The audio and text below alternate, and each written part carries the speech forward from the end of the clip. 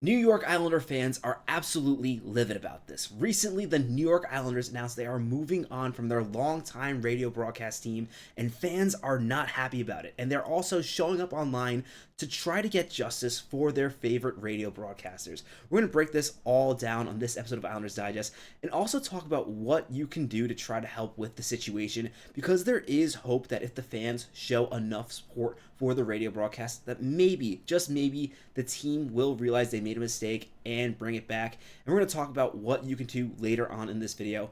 Before we get into all that, be sure to subscribe to the channel. Be one of our first 100 subscribers. If you're an Islander fan and you want more Islanders content just like this, be sure to subscribe. This is going to be a crazy offseason. An offseason a lot of people were not expecting from the New York Islanders.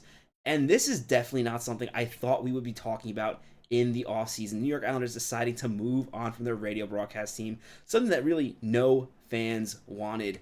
And this was definitely really upsetting to hear when Arthur Staple first announced it. At first, it was unclear on whether or not there would be any radio for the New York Islanders next season. When the Islanders announced that Chris King and Greg Picker were let go, this really came out of nowhere, and a lot of longtime Islander fans have really fallen in love with this radio broadcast, especially after some of the passionate calls during the playoffs when the Islanders had their two really strong conference finals runs. And beyond that, it is just a great broadcast to kind of listen when you're in the car, things like that. These are two broadcasters that were super passionate about the New York Islanders. Chris King was so passionate about the Islanders. He really cared about this team. Both these broadcasters really cared about the team, and fans really felt a connection with these two people. They really felt like they were a part of the community. And for them to suddenly be let go, it was definitely a shock. We did get clarification that there will be radio broadcasts next season for the New York Islanders, but it will be the audio from the TV broadcast. So it'll be Butch Goring and Brendan Burke. And as we're going to talk about later, I definitely think this is something that Brendan Burke is not happy about as well. He has a quote. He actually tweeted about the situation, and we're going to break that down later on in the video. First, I just want to talk about how really poor this looks for the New York Islanders. Sure, the Islanders are not the first team in the NHL to do this. Other teams like the Carolina Hurricanes, there are other teams, but the Carolina Hurricanes are the only team that comes to mind, have done this where they just use their TV broadcasts for the radio. But this is just not the New York Islanders. It just doesn't feel like the Islanders. And for the record, the Islanders are now the only major sports team in New York that does not have a committed radio team. And that's just not a good look for the team, and definitely just not something the fans are happy about. These were good broadcasts, and broadcasts that really were better for Islanders hockey. Let's just face it.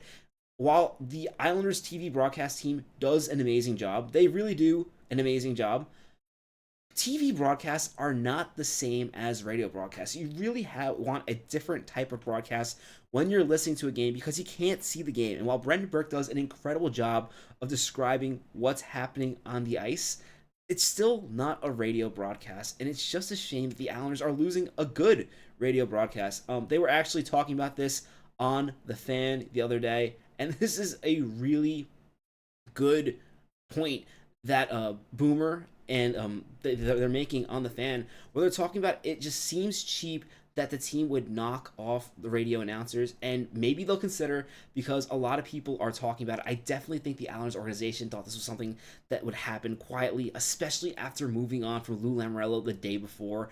I think they probably figured that this would get swept under the rug. Clearly it hasn't.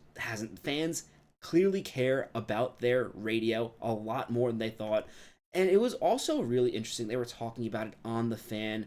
One thing is just how much the Islanders owners have really made on the Islanders over the last few seasons. Yes, the season ticket sales have been down. The sales have been down recently for the New York Islanders. However, you do have to point out that when they bought this team, it's really already doubled in valuation. So it's not like these are a bunch of owners who are struggling for money.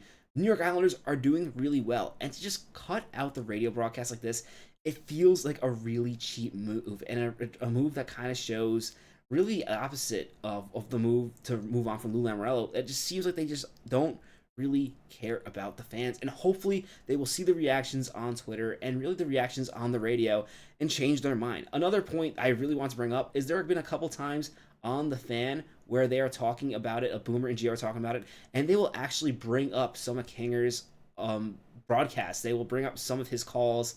They will kind of make light of he has a really high voice, especially when he gets excited about the Islanders. But that's still publicity for the Islanders, and not for nothing. That is pretty much the only time they ever talk about the Islanders on the Fan. And just to get rid of a radio broadcast, it doesn't make sense. It just doesn't feel right. I'm sure the point of the move is to make money. In today's world, everything is about trying to make more money or just trying to cut expenses.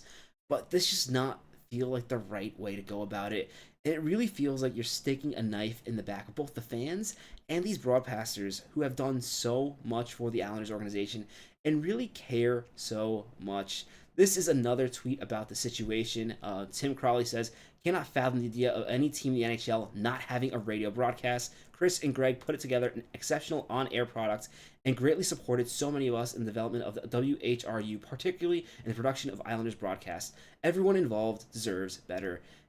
And yeah, that's a huge takeaway about this. This is a broadcast that was put together really well. It sounded good. Like, to listen to the Islanders, you had a good picture of what was going on the ice when you listen to this broadcast. And to get rid of it, it just doesn't feel right. Again, TV broadcasts are not the same as radio broadcasts. And a big part of this sure is the world of radio is changing as the world does get more modern. I have no doubt that the radio was no longer bringing in as much money or any money at all compared to what it used to. But it's still a service to the fans who care about the product on the ice. Just because the radio isn't making money, it doesn't mean that, hey, fans who listen to the radio might be the same fans who want to go to a game. Like, it's not good for the relationship between the team and the fans to get rid of the radio broadcasters and really just have a TV broadcast. And hopefully this is something that changes. It's not too late, hopefully, for the Islanders to change their mind on this.